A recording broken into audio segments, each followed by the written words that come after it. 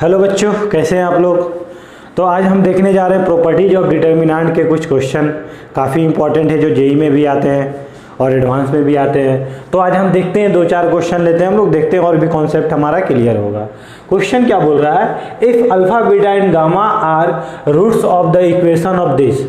मतलब आपको क्या बोला है कि ये जो अल्फा बीटा गामा जो है ना, वो किसका रूट है, इसका रूट है।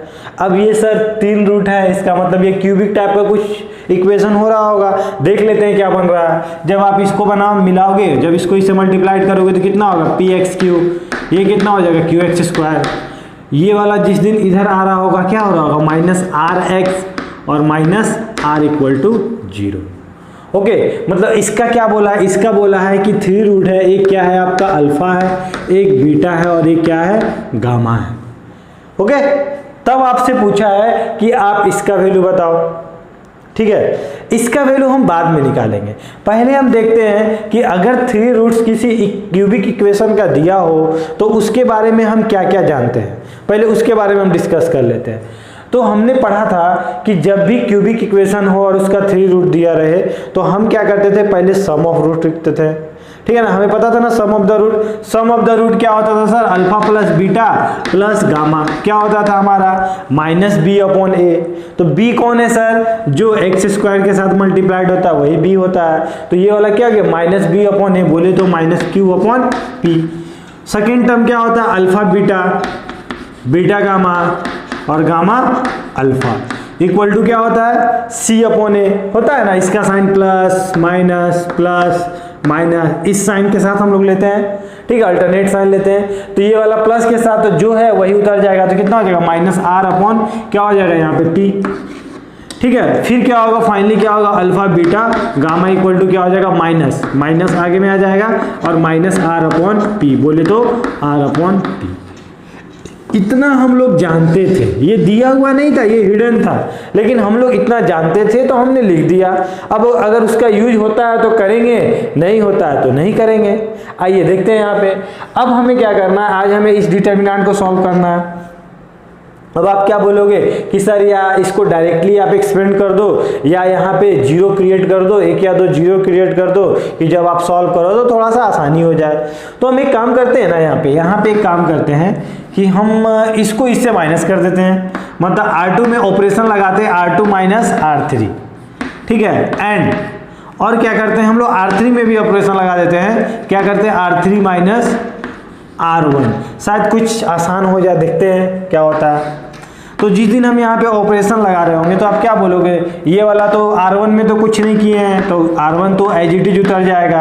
अब R2 में क्या होगा सर, जिस दिन इसको इससे माइनस कर रहे होगे तो क्या होगा, 0 होगा, ये हो रहा होगा 0। जब आप 1 प्लस बीटा को 1 से माइनस कर रहे होगे तो 1 कट गया, क्या बचा यहाँ पे, बीटा बचा। और इसको जब इससे माइनस कर रहे होगे तो क्या हो रहा है, 1 कट गया, माइनस गामा बचा।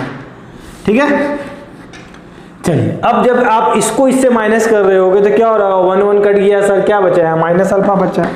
यहाँ पे जब आपने इसको माइनस किया तो 0 बचा और जब आपने इसको इससे माइनस किया तो गामा बचा। अब शायद देखते हैं, शायद आसान हो गया होगा। तो हम क्या करते हैं, आपको पता होगा, हम इस टर्म को बाहर रखेंगे। अगर इस रो के रिस्पेक्ट में अगर एक्सपेंड करते हैं तो क्या लिखेंगे, 1 प्लस अल्फा और फिर क्या करेंगे, इसको इससे मल्टीप्लाइड करेंगे तो क्या होगा, बीटा गामा। फिर क्या होगा सर, माइनस ये वाला इससे मल्टीप्लाइड हो गया तो 0 हो गया। सेकेंड टर्म किसके साथ लेते हैं सर, माइनस के साथ लेते हैं। फिर हम क्या करेंगे, इसको इससे मल्टीप्लाइड करेंगे तो कितना हो गया सर, 0 हो गया। माइनस इसको इससे मल्टीप्लाइड किया तो माइनस माइनस कितना हो गया, प्लस हो गया।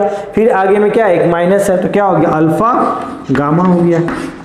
ठीक है, और फाइनली क्या होगा, 1 और ये वाला इससे मल्टीप्लाइड हुआ तो 0 और माइनस और ये कितना हो गया, अल्फा बीटा, तो क्या हो गया, प्लस अल्फा बीटा। ठीक है, अब देखते हैं इसको फर्दर क्या किया जा सकता है, इसको सॉल्व करते हैं। तो जब आपने इसको इससे मल्टीप्लाइड किया होगा तो क्या हो गया, बीटा गामा, और इसको इससे मल्टीप्लाइड किया तो अल्फा बीटा गामा। और ये वाला माइनस माइनस कितना हो गया, प्लस हो गया, अल्फा गामा, और ये वाला क्या हो गया, अल्फा बीटा। मतलब आपको ओवरऑल क्या दिख रहा है, आपको दिख रहा है कि सर हमें ना अल्फा बीटा गामा दिख रहा है, उसके बाद क्या दिख रहा है, अल्फा बीटा। ठीक है ना, अल्फा बीटा, फिर क्या दिखा हमें, बीटा गामा, और फिर क्या दिखा, गामा अल्फा गामा। और सर इसका वैल्यू भी हमें पता है और इसका वैल्यू भी पता है। क्या पता है सर, ऑलरेडी लिखे थे हम।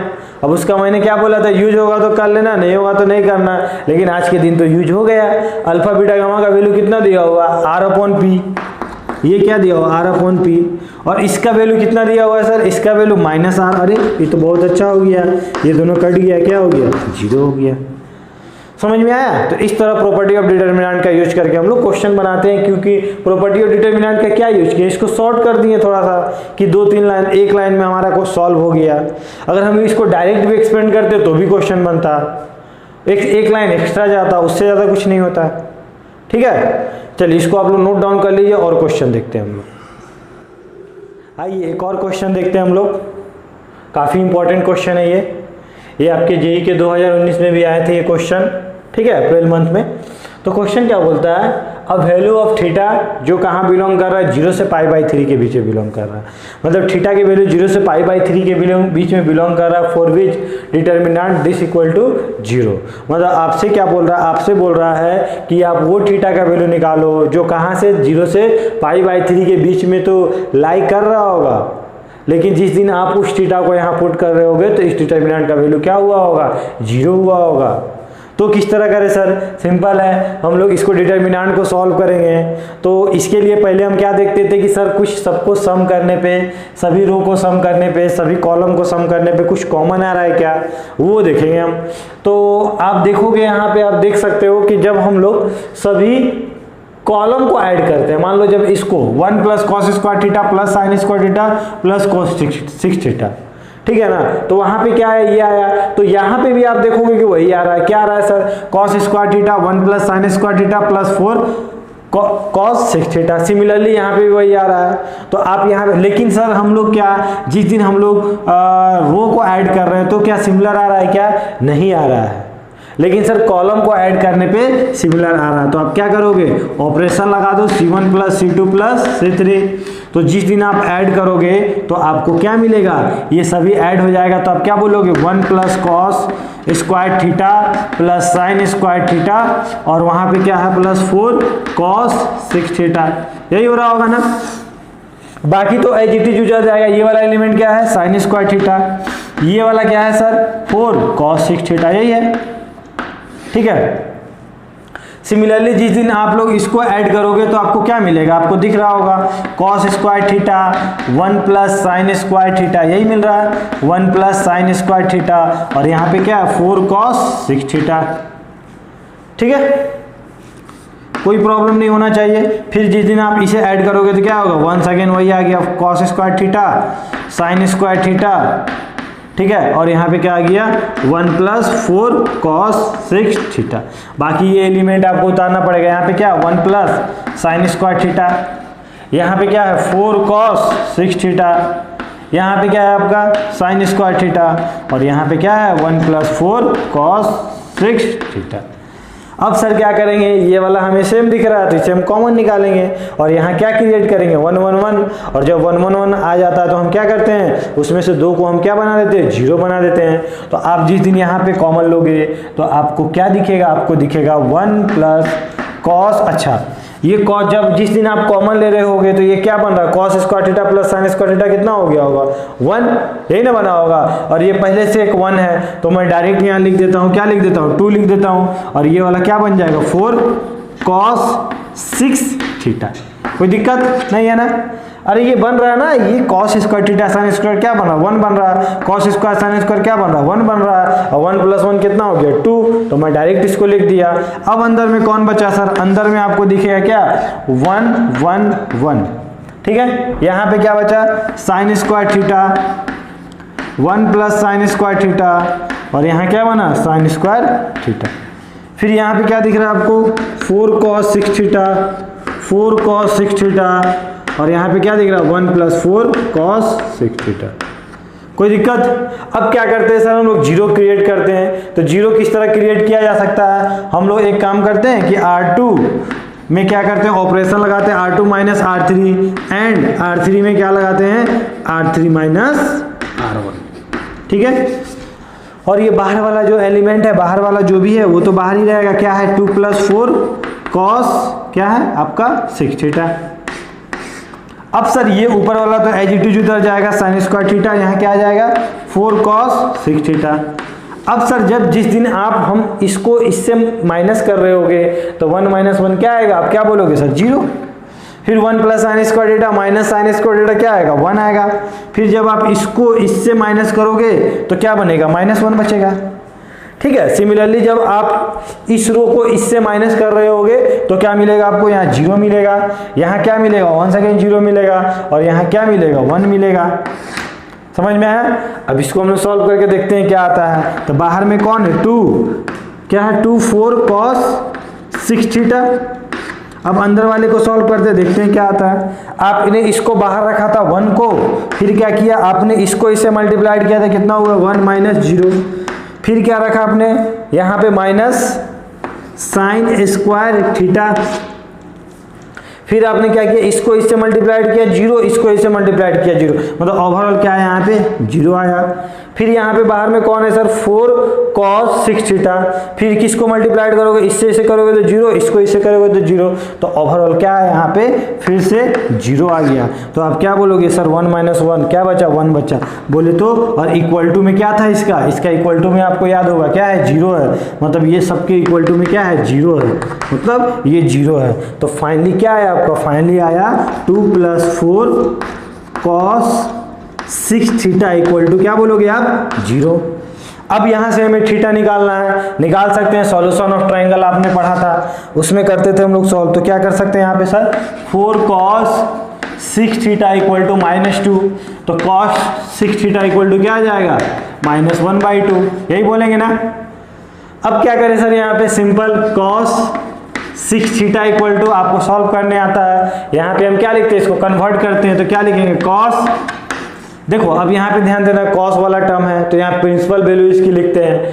तो cos 1/2 होता है तो हम लोग क्या लिखते हैं यहाँ पे cos π/3 लिखते हैं। ठीक है, लेकिन क्या है -1/2 है तो क्या लिखेंगे पाई माइनस π/3, कितना हो जाएगा 2π/3, यही लिखेंगे। तो यहाँ कितना हो गया 2π/3 हो गया, याद है ना सेकेंड क्वाड्रेंट में है।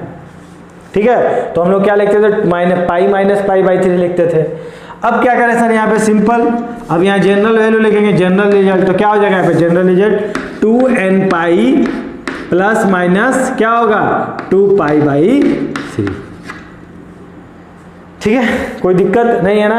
अब 6 को डिवाइड कर दो, 6 को डिवाइड करोगे तो यहाँ कितना हो जाएगा 6 इससे डिवाइड हुआ तो n पाई, और यहाँ पे क्या हो जाएगा आपका 3 हो जाएगा, प्लस माइनस यहाँ क्या हो जाएगा 6 इससे कट गया, कितना बचा 9 बचा, तो π/9 हुआ। ठीक है, अब सर इसका रिजल्ट क्या होगा सर, तो आप लोग वैल्यू चेक कर लो, सिंपल है आपका। तो यहाँ पे ऑप्शन भी दिया रहेगा, ऑप्शन से भी आप मिला सकते हो। तो एक बार हम क्या लेते हैं n की वैल्यू क्या लेते हैं, एक बार हम लोग 0 लेते हैं। तो 0 लोगे तो थीटा इक्वल टू क्या हो जाएगा प्लस माइनस π/9, π/9 बोले तो कितना हो गया, पाई की वैल्यू कितनी होती है 180/9 मतलब 20 डिग्री। और ये वाला क्या बोला है 0 से लेके कहाँ तक बोला 60 डिग्री तक, तो 20 डिग्री तो उसके बीच में आ ही रहा है। तो आपका एक आंसर कितना हो गया, और नेगेटिव में हो नहीं सकता, -20 डिग्री तो होगा नहीं क्योंकि वो नेगेटिव में चला जाएगा, और वो आपसे आंसर नहीं मांग रहा है, आपको तो पॉजिटिव में मांग रहा है। तो एक थीटा का जो वैल्यू आया वो क्या आ गया, अब क्या बोलोगे सर थीटा इक्वल टू π/9 आ गया सर मेरा। और भी ऑप्शन देख लोगे, ऑप्शन में ये रहेगा π/9 यही ऑप्शन था, तो इसमें बच्चा देख के अपना टिक कर दिया। ठीक है, और आपसे एक बार 1 पुट करके देख लो, तो 1 जिस दिन पुट करोगे तो यहाँ क्या आ जाएगा π/3 प्लस π/9, एक बार प्लस एक बार माइनस, प्लस वाला लेके चलते हैं। तो ये वाला एलसीएम लिए तो कितना हो गया सर यहाँ पे 9 एलसीएम आ गया, यहाँ पे कितना हो गया 3π प्लस पाई कितना हो गया 4π, π/9 का वैल्यू कितना होगा 20, और 24 जा कितना हो गया 80। और ये वाला क्या बोला, ये तो 0 से 60 डिग्री के बीच में बात कर रहा है, लेकिन आपको तो 80 डिग्री आ गया यहाँ पे। तो क्या ये लेंगे, नहीं लेंगे ना, एक बार माइनस देख लेते हैं। ठीक है, ये π/3 की वैल्यू कितनी है 60 डिग्री, और 60 डिग्री और ये वाला कितना 20, कितना हो गया 40 डिग्री।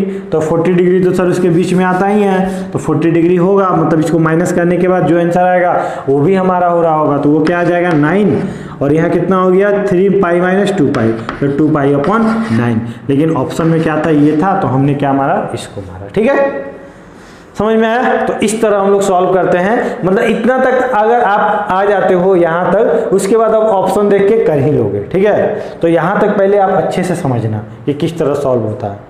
तो डिटर्मिनेंट के क्वेश्चन आते हैं तो आपको डरने की बिल्कुल आवश्यकता नहीं है, आपको बस उसे अटेम्प्ट करना है, वो क्वेश्चन बन जाता है। आप इसे नोट डाउन कर लो और क्वेश्चन देखते हैं हम लोग।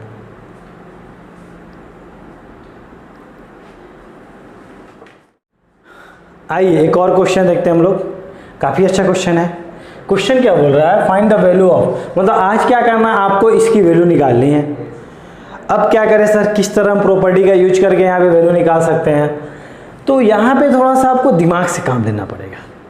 तो दिमाग से किस तरह काम ले सर, यहाँ पे आपको दिख रहा होगा कि सर यहाँ पे बेस जो है ना, यहाँ पे x है, यहाँ पे भी x है, यहाँ पे y है, यहाँ पे भी y है, यहाँ पे z है और यहाँ पे भी z है। अगर कितना मजा आता सर, यहाँ पे भी अगर बेस में क्या आ जाता, कोई ऐसा चीज रहता जिसका बेस में क्या आता, z आता, क्या आता, z आता। यहाँ पे कुछ ऐसा रहता जिसके बेस में क्या आता, y आता, और यहाँ कुछ ऐसा रहता जिसके बेस में क्या आता, x आता। तो क्या करते हैं आप सर, आ जाता तो आ जाता, आप क्या बिगाड़ लेते हैं यहाँ पे। तो मैं क्या करता, हमने एक बचपन में प्रॉपर्टी पढ़ा था कि जब कभी a और यहाँ b रहता है तो हमने देखा था, क्या देखा था, हमने देखा था कि आप यहाँ पे b रख दो और यहाँ पे क्या रख दो, a रख दो, और यहाँ पे किसी को बैठा दो, c बैठा दो, e बैठा दो, किसी को भी बैठा सकते हो। ये प्रॉपर्टी मैंने देखा था ना, log a b का क्या होता है, log b upon log a, और बेस में किसी को भी बैठा देते थे हम लोग, ठीक है। तो क्या सर वही चीज करेंगे क्या, बिल्कुल। और हमने वहां पे एक और प्रॉपर्टी देखा था कि कभी दुनिया में log x और x हो तो इसकी वैल्यू क्या होती थी, 1। मतलब सर जब ये वाला और ये वाला सेम होता था तो उसकी वैल्यू क्या होती थी, 1। तो यहाँ पे तो ऑलरेडी 1 दिया हुआ है, तो आज हम 1 ना लिख के कुछ और लिख दे सर। तो क्या लिख दे जो यहाँ पे सूट कर जाए, तो यहाँ पे क्या सूट कर जाए सर, क्यों नहीं आज आप यहाँ 1 की जगह आप ये लिख के देखते हो, क्या लिख के देखें, क्यों नहीं आप यहाँ पे log x और x लिखे। अरे ऐसा क्यों, अरे 1 लिखो चाहे ये लिखो, बात तो बराबर है। तो उससे क्या होगा, उससे ये होगा कि ये एक दिन नीचे आ जाएगा और नीचे वाला पूरा टर्म कॉमन आ जाएगा और आपका आंसर आ जाएगा। चलो देखते हैं क्या है। यहाँ पे कितना हो गया log xy, यहाँ पे कितना हो गया log xz, यहाँ पे कितना हो गया log yx, यहाँ पे log y। देखो 1 को हम यहाँ पे क्या लिख दिया, y लिख दिया, अपने मन से लिखें log yz। यहाँ क्या दिख रहा है log zx, और यहाँ क्या दिख रहा है log zy, और यहाँ अपने मन से क्या लिख दिए log z, क्योंकि 1 लिखो चाहे ये लिखो बात बराबर है। अब क्या करें सर, अब आपको दिख रहा होगा, मतलब मन ही मन दिख रहा होगा कि एक्चुअली यहाँ क्या लिखा हुआ है, यहाँ पे लिखा हुआ है log x अपॉन x, यहाँ क्या लिखा हुआ log y upon y, sorry log y, यहाँ पे क्या लिखा log z upon log x। तो इस तीनों में आपको क्या कॉमन दिख रहा है, आपको तीनों में एक चीज कॉमन दिख रहा है कि तीनों के नीचे क्या आ रहा है, नीचे में क्या आ रहा है, क्या बोलोगे कि सर नीचे में जो आ रहा है ना वो log x आ रहा है। मतलब आपको याद रह गया कि जब log x और y था तो इसको आप क्या लिखे थे log y upon log x, और जब log यहाँ पे क्या है log क्या है आपका x और y है तो आप क्या लिखे थे log x upon log y लिखे थे। समझ में आ रहा ना। तो आज बिना बताए हुए मैं क्या कर रहा हूँ, आज तीनों में से कॉमन ले रहा हूँ। मैं यहाँ पे दिखा नहीं रहा हूँ, आप लोग दिखा देना। मैं तीनों में से क्या कॉमन लिया, मैं तीनों में से log x कॉमन ले लिया। तो सर यहाँ क्या बचा, सिंपल, ऊपर में क्या होगा log x अपॉन x को क्या लिखेंगे, इसको log x upon log x, तो नीचे से तो log x कॉमन ले लिए हैं इसलिए ये नीचे आया हुआ है, और ऊपर में क्या बचा आपका, यहाँ पे क्या बोलोगे सर, यहाँ पे log x हमें दिखा, यहाँ पे क्या दिखा सर log y दिखा, और यहाँ क्या दिखा log z दिखा। अब सर बेस में आप क्या रखे थे, कुछ भी रख दो जो तुम्हारा मन, कोई फर्क नहीं पड़ता, ई बी सी कुछ भी रख दो। आज मैंने ई रख दिया वहां पे। यहाँ पे क्या सर कॉमन लेंगे, यहाँ पे भी हमें दिख रहा है log x upon log y, log y upon log y, log z upon log y, तो log y फिर मैं तो इसमें से कॉमन ले लिया तो क्या आ गया log y आ गया, और यहाँ क्या बचा log x log y log z। अब हमको नहीं लगता कि नेक्स्ट टर्म लिखने की जरूरत भी है, क्योंकि आप लोग इस चीज़ में बिल्कुल एक्सपर्ट हो कि सर यहाँ पे ना ये रो और ये को रो हमको क्या दिख दिया, सेम दिख गया सर, ये भी रो और इसका भी एलिमेंट क्या है, सेम है। और हमने पढ़ा था प्रॉपर्टी में कि अगर दो रो या दो कॉलम क्या हो जाता है, इक्वल हो जाता है, तो डिटर्मिनेंट की वैल्यू क्या होती है, 0 होती है।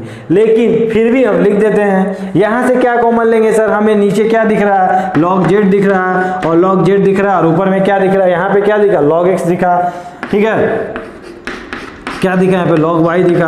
अब तो सर हमें मात्र मतलब दो रो या दो कॉलम इक्वल था चाहिए था, यहाँ पे तो तीनों रो इक्वल हो गया, तब तो इसको 0 होने से आज कोई नहीं बचा सकता है। तो यहाँ पे क्या हो गया, क्या बोलोगे, log x log y log z into में क्या होगी, डिटर्मिनेंट की वैल्यू क्या होगी, 0 और थ्रू आउट मल्टीप्लाइड हुआ तो क्या होगी, 0। ठीक है, तो इस तरह प्रॉपर्टी का यूज करके हम लोग क्या करते हैं, क्वेश्चन को सॉल्व करते हैं। आप लोग इसको नोट डाउन कर लो। आइए एक और क्वेश्चन देखते हैं हम लोग, काफ़ी अच्छा क्वेश्चन है। आइए, बाइनोमियल के कॉन्सेप्ट पे आधारित है ये क्वेश्चन। ठीक है, क्वेश्चन क्या बोल रहा है कि इस डिटर्मिनेंट को जिस दिन आप सॉल्व किए ना तो उसकी वैल्यू क्या हो गई, 0 हो गई। तब आपसे पूछ रहा है कि r की वैल्यू क्या होगी। अब हमें आज किसकी वैल्यू निकालनी है, r की वैल्यू निकालनी है। तो देखो इसको मतलब इस डिटर्मिनेंट का वैल्यू 0 हो रहा होगा, तो एक बात आप ये भी सोच सकते हो, या सर यहाँ पे दो रो इक्वल हो गया होगा या दो कॉलम इक्वल हो गया होगा, ऐसा कुछ हुआ होगा, या इसको सॉल्व करने पे 0 आया होगा, कुछ भी हो सकता है। तो पहले हम क्या देखेंगे, पहले तो हम लोग कुछ प्रॉपर्टी लगा के देखते हैं बाइनोमियल का। ठीक है, तो एक काम करते हैं ना, आज हम एक काम करते हैं, इसको इस कॉलम को इस कॉलम को क्या करते हैं, ऐड कर देते हैं। अब आप बोलोगे कि सर वो आप क्यों कर रहे हो, बस मुझे लिखने तो दो, उसके बाद आप खुद ही बता दोगे कि मैं क्यों कर रहा हूँ। ठीक है, तो जिस दिन आप इस दोनों को ऐड किया ना तो आपको दिखेगा 9c4 और यहाँ क्या दिखेगा 9c5, यहाँ क्या दिखेगा 10c6, यहाँ क्या दिखेगा 10c7, यहाँ पे क्या दिखेगा 11c8 11c9। अगर आप लोग बाइनोमियल अच्छे से पढ़े होगे, उसका फॉर्मूला याद होगा, तो इसको देख के कुछ कुछ याद हो रहा होगा। ठीक है ना, तब तक आप मन में याद करो, मैं तब तक ये लिखता हूं।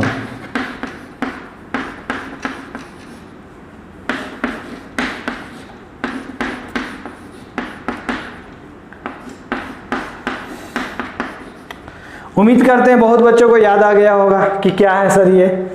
तो आपको याद आएगा कि सर एक्चुअली ये कुछ नहीं, आपने एक बाइनोमियल में फॉर्मूला बताया था कि कभी दुनिया में NCR हो और क्या हो, NCR-N हो, R-1 हो, सॉरी NCR हो और NCR-1 हो, तो यहाँ पे हमने एक फॉर्मूला देखा था कि आप कुछ मत करो, पावर में क्या करो 1 ऐड कर दो, मतलब जो ऊपर में इंडेक्स दिया हो उसमें क्या करो 1 ऐड कर दो, n+1 लिख दो, और C क्या करो यहाँ पे सर, इसमें बड़े वाले को पकड़ो। तो यहाँ R है और यहाँ R-1 है, तो बड़ा वाला कौन है, आप क्या बोलोगे सर, बड़ा वाला तो R है, तो n+1 CR इसकी वैल्यू होती थी। हमने प्रूफ भी किया था बाइनोमियल जब पढ़ा था तो। ठीक है, अब हम देखते हैं, अब यहाँ पे क्या करें सर, यहाँ पे भी कुछ दिख रहा है क्या, बिल्कुल आपको यहाँ चमक रहा होगा कि सर यहाँ पे एक्चुअली ना, यहाँ पे हमें दिख रहा है कि जिस दिन हम इसको ऐड करेंगे, मतलब यहाँ पे एक फॉर्मूला दिख रहा है कि यहाँ पे भी n है, यहाँ पे भी n है, और यहाँ पे 5 है, यहाँ 5-1 है, यहाँ 10 है, यहाँ 10 है, यहाँ 7 है, यहाँ 7-1 है, 11 है, 11 है, 9-8 है। मतलब सर आज यहाँ फॉर्मूला हम लोग ऑपरेट कर सकते हैं। क्या करेंगे, n+1 मतलब 9 में 1 ऐड किए तो कितना हो गया 10, और यहाँ पे कौन है, बड़ा कौन है 5 है ऑब्वियसली, क्या हो गया 10c5, यहाँ पे कितना हो गया 11c7, यहाँ पे क्या बोलोगे कि सर 12c, क्या बोलेंगे बड़ा वाला कौन है 9, यहाँ पे क्या है सर 9c5, और यहाँ क्या है 10c7 और यहाँ 11c9। ठीक है, 10cr यहाँ कितना 11cr+2 और यहाँ कितना 12cr+4। अब सर इससे क्या होगा, इसका वैल्यू क्या दिया हुआ है, इसका वैल्यू आपको दिया हुआ है। अब आप देखो तो कुछ दो रो या दो कॉलम इक्वल हो रहा है क्या, देखो तो ये दोनों इक्वल है क्या, नहीं इक्वल है सर। ये दोनों इक्वल है क्या, नहीं है इक्वल। लेकिन सर ये दोनों इक्वल है क्या, सोचो तो, अगर ये दोनों इक्वल हो जाता तो आप डायरेक्ट बोलते क्या होता, 0 होता। अब आपको सर्च करना पड़ेगा, कोई ऐसा दुनिया में R है जिसको यहाँ पे पुट करने पे सबको सेटिस्फाइड कर जाए, और मतलब जिस तरह ये दिख रहा हो उसी तरह ये दिखने लगे, ऐसा कोई R है क्या आपके नज़र में। तो आपको एक नज़र आएगा, फील आएगा कि सर अगर किसी दिन r की वैल्यू अगर यहाँ 5 पुट करते हैं तो क्या होता है 10c5, ये भी क्या है 10c5। अगर सर r की वैल्यू यहाँ भी 5 पुट करना, जब यहाँ हमने 5 पुट किया तो यहाँ पे 6 थोड़ी ना पुट करें, यहाँ पे 5 पुट करना पड़ेगा, r तो आज भी वही है, तो r जब हमने यहाँ 5 पुट किया तो ये कितना हो गया 7 हो गया, यहाँ पे भी 11c7 था।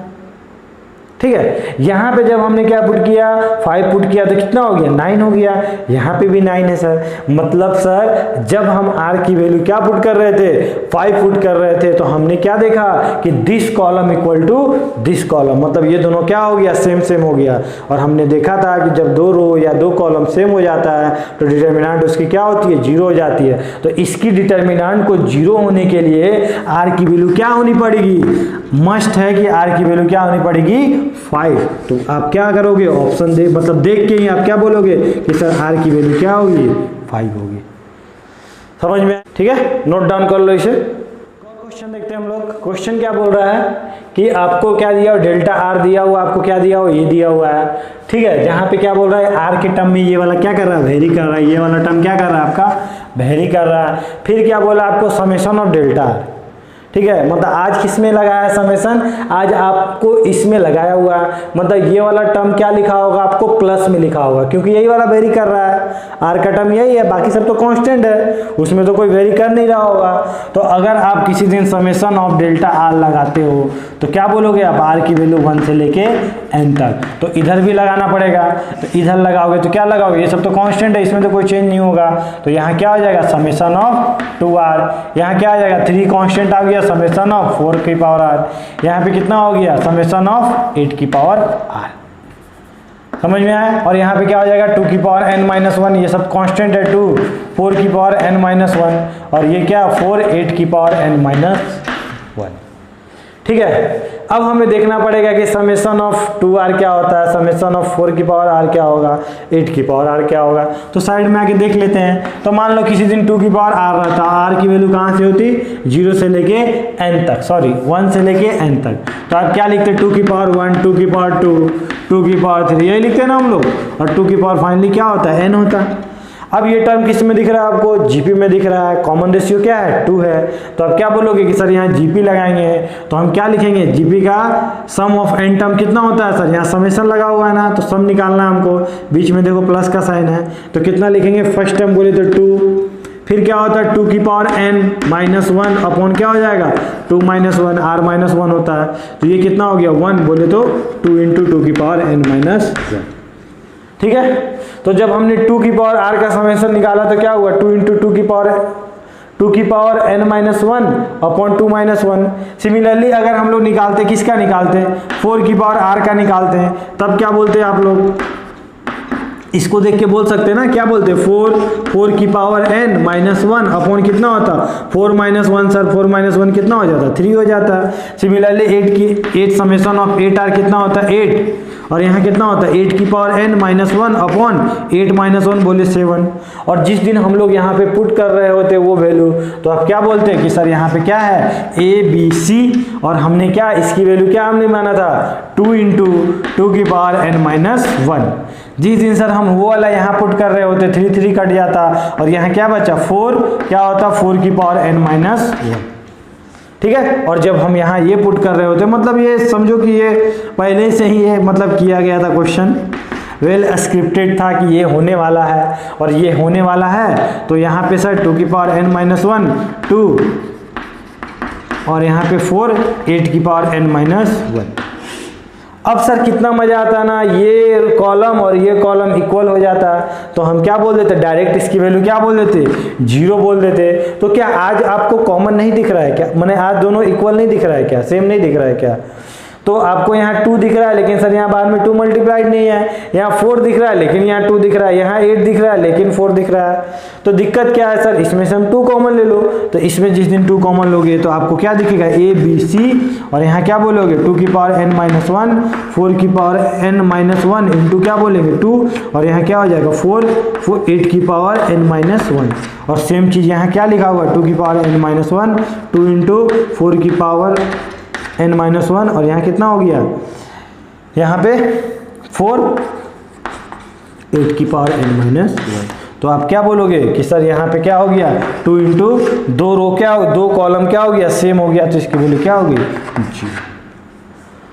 समझ में आया किस तरह हम लोग सॉल्व करते हैं। तो देखने में भले ही डरावना हो क्वेश्चन, लेकिन जब आप लोग सॉल्व करते हो तो क्वेश्चन आसानी से बन जाता है। ठीक है, अब इसके हम बाद हम लोग देखेंगे एक नया टॉपिक, छोटा सा टॉपिक है, हो सकता है कभी एग्जाम में आपका क्वेश्चन आ सके। ठीक है, तो टॉपिक क्या है, डिफरेंशिएशन ऑफ डिटर्मिनेंट। अब सर अगर डिटर्मिनेंट में कभी हमें दुनिया में डिफरेंशिएशन करना पड़ जाए तो किस तरह करेंगे सर, आज हम वो देखने वाले हैं। ठीक है, सिंपल है, कुछ है नहीं ऐसा कुछ खास, बस एक बार मैं बता देता हूं। डिफरेंशिएशन ऑफ डिटर्मिनेंट,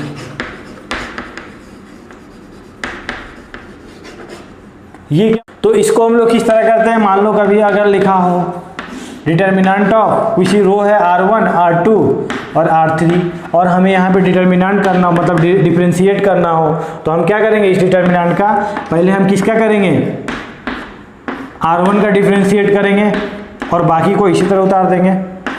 फिर क्या करेंगे हम लोग, R1 का हो चुका है ना, फिर क्या करेंगे हम लोग R2 का डिफरेंशिएट करेंगे, बाकी को इसी तरह उतार देंगे। फिर थर्ड में क्या करेंगे R1 R2 इसी तरह रहेगा और क्या होगा R3 का डिफरेंशिएट करेंगे। समझ में आया कोई दिक्कत। और यही अगर कॉलम रहता तो मान लो अगर डेल्टा रहता और कॉलम रहता, कॉलम का डिफरेंशिएट करना चाहते थे तुम लोग तो C1 C2 C3। ठीक है, तो या ये करो या आप ये कर सकते हो, जो करना है करो। मतलब आपको कोई भी डिटर्मिनेंट दिया रहेगा तो आप किसी के रिस्पेक्ट में डिफरेंशिएट कर सकते हो, लेकिन ध्यान देना जब रो के रिस्पेक्ट में कर रहे हो तो रो ही को करना, कॉलम को कर रहे हो तो कॉलम को ही करना। तो कॉलम को किस तरह करेंगे सर, एक बार क्या कर लेते हैं C1 को डिफरेंशिएट कर लेते हैं, बाकी को इसी तरह उतार देते हैं, या क्या कर सकते हैं C1 C2 को आज कर देते हैं, C3 को इसी तरह उतार देते हैं। आज क्या करते हैं C1 C2 को इसी तरह उतारते हैं, C3 का कर देते हैं। तो इस तरह क्या होता है डिफरेंशिएट होता है, किसमें डिटर्मिनेंट में, याद रहेगा। अब क्वेश्चन देख लेते हैं एक, उसके बाद आपको समझ में आ जाएगा। ओके, तो इसमें हम लोग क्वेश्चन देखते हैं डिफरेंशिएशन में कि डिफरेंशिएशन का यूज करके किस तरह हम लोग क्वेश्चन बना सकते हैं। तो आपसे क्या बोला है fx इक्वल टू क्या बोला है, ये बोला है, और आपसे क्या बोला है कि लिमिट x टेंड्स टू 0 और f डैश fx की वैल्यू निकालनी है। अब सर वो क्या करें, मतलब आज आपको क्या बोला कि पहले क्या करो आप f डैश x निकालो, उसमें x से डिवाइड करो, फिर क्या करो आप सर उसमें लिमिट क्या लगा दो x टेंड्स टू 0 लगा दो।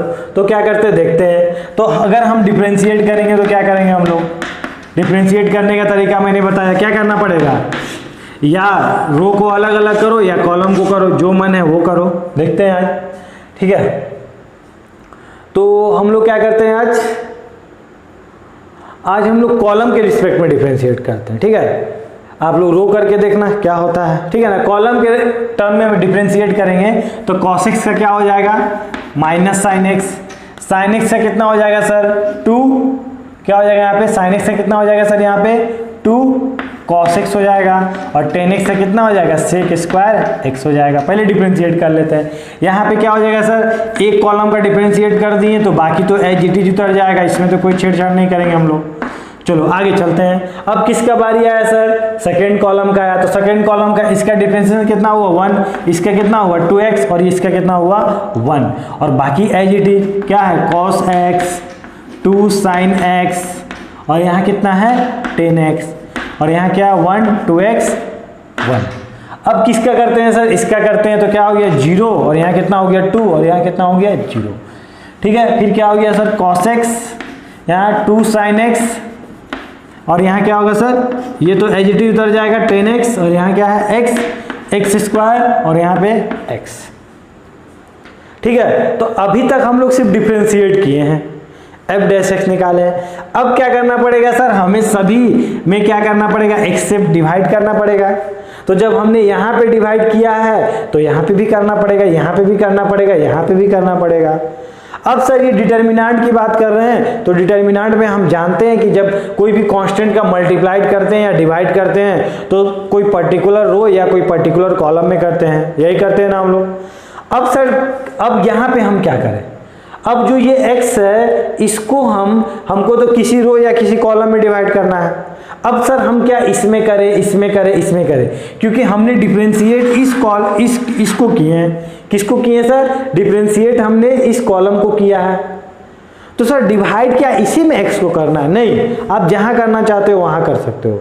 जहां पे आप क्या करो, जहां पे आपको डिवाइड करने से क्या हो, आप थोड़ा सेफ फील करो, जहां आपको कोई प्रॉब्लम ना हो। ठीक है, तो यहाँ पे ऑलरेडी लिमिट भी लगा हुआ है x टेंड्स टू 0। अब ऐसा भी नहीं कर सकते हैं कि सर कि किसी दिन अगर 1/x हो और लिमिट x टेंड्स टू 0 हो तो ये वैल्यू इन्फिनिटी हो जाएगा, और डिटर्मिनेंट में इन्फिनिटी नहीं आना चाहिए। अगर इन्फिनिटी आ गया तो इसका पूरा वैल्यू इन्फिनिटी हो जाएगा। ठीक है, अब हम देखेंगे सर x कहाँ डिवाइड करें कि अपना काम आसानी से हो जाए। तो x को अगर आपको बोला जाए कि इस डिटर्मिनेंट में डिवाइड करना है, तो आप क्या चाहोगे, किस में डिवाइड करना चाहोगे? इसमें करना चाहोगे, इसमें करना चाहोगे, इसमें करना चाहोगे, जहां आप अच्छा फील करो। सर इसमें करेंगे तो sin x/x कितना हो जाएगा सर? x टेंड्स टू 0 है तो कितना हो जाएगा सर? 1 हो जाएगा। लेकिन यहाँ पे cos x/x जिस दिन लिखेंगे वहां पे 1 नहीं होगा, वहां पे क्या हो जाएगा? cos x/x कितना हो जाएगा? इन्फिनिटी हो जाएगा सर। ठीक है ना, क्योंकि x टेंड्स टू 0 पे लिमिट x टेंड्स टू 0 पे cos की वैल्यू कितनी देती है आपको पता होगा, क्या देती है? 1 देती है सर। और यहाँ पे 0 आ गया तो ये 0 की तरफ मूव कर जाएगा तो क्या देगा? इन्फिनिटी। लेकिन देखा ना, तो आज सर क्या हम लोग इसमें डिवाइड कर सकते हैं क्या? नहीं कर सकते हैं। इसमें सोचो तो क्या इसमें कर सकते हैं? सर यहाँ क्या आ जाएगा? 1/x आ जाएगा, और x कहाँ तक फील कर रहा है? x टेंड्स टू 0 तक कर रहा है, तो यहाँ 1/∞ आ जाएगा, गड़बड़ हो जाएगा सर। लेकिन आप देख रहे हो कि सर अगर किसी दिन अगर यहाँ पे डिवाइड करते हैं x तो हमको कोई प्रॉब्लम नहीं जाएगा। तो आज क्या करते हैं हम लोग, इसको डिफरेंशिएट किए और डिवाइड x का किस में किए? हमको तो किसी में करना है, हम आज इसमें कर दिए डिवाइड, मेरा मन। ठीक है, अब वहां पे देखते हैं कि हम किस में डिवाइड करें कि मेरा काम हो जाए सर। क्या इसमें करें, इसमें करें, इसमें करें? ठीक है, ये तो कॉलम की बात कर रहे हैं। ठीक है ना, रो में भी तो कर सकते थे, इसमें करें, इसमें करें, इसमें करें। तो आपको दिख रहा होगा कि सर अगर किसी दिन आप इसमें डिवाइड कर दो तो हमको कोई प्रॉब्लम नहीं होगा सर। क्यों सर? ये वाला कट जाएगा, ये वाला भी कट जाएगा, और sin x/x कितना हो जाएगा? 1। कब? लिमिट x टेंड्स टू 0 पे। अब यहाँ पे क्या किया जाए सर? यहाँ पे किस में डिवाइड किया जाए? इसमें, इसमें, इसमें, किस में? तो आप क्या बोलोगे कि सर इसमें कर दीजिए आप। हमको तो किसी में करना है, ऐसा तो कोई रूल नहीं है कि हम एक बार इसमें डिवाइड कर दिए तो फिर उसमें नहीं कर सकते हैं। ये तो अलग डिटर्मिनेंट है, हमको हमारे लिए जो अच्छा रहेगा हम उसी में ना मल्टीप्लाई डिवाइड करेंगे। तो हमने उसमें कर दिया। अब आपको क्या दिखेगा? ये वैल्यू कितना हो गया? 1। ये वैल्यू कितना हो गया? x। ये वैल्यू कितना हो गया? 1। तो अब जब लिमिट क्या पुट करते हैं, आज यहाँ नहीं पुट करते, यहाँ पुट करते हैं। तो लिमिट जिस दिन x टेंड्स टू 0 पुट करोगे, किस में?